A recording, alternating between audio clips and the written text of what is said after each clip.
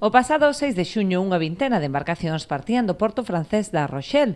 Tras máis de 20 días en ruta, con xornadas complicadas por mor do estado da mar, esta fin de semana recalaban nas Rías Baixas. A primeira parada foi no Porto da Pobra, onde os responsables da Mancomunidade de Barbanzarousa lles tiñan preparada unha ampla axenda para coñecer os encantos da comarca. La verdad es que este año el mar está haciéndonoslo sufrir un poquito más que otras ediciones, pero bueno, la llegada hoy a Pobra do Caramiñal ha sido ya fantástica y nada, pues ya un poquito con los últimos tirones de la travesía. Nos recibe la Mancomunidad de Barbanzarousa y haremos una visita por el pueblo, por el barrio de los catalanes, nos comentaban antes, y después tendremos una pequeña recepción aquí en el puerto.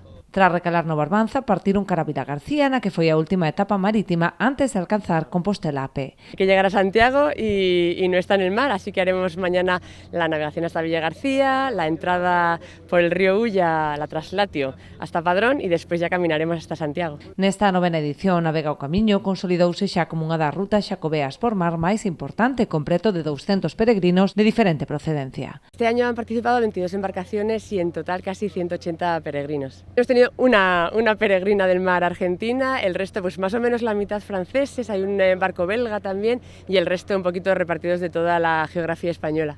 Dende a organización destacaron as moitas facilidades con que contan grazas á implicación da Mancomunidade de Barbanzarousa, polo que xa pensan na vindeira edición para que xa contan con algunha embarcación inscrita.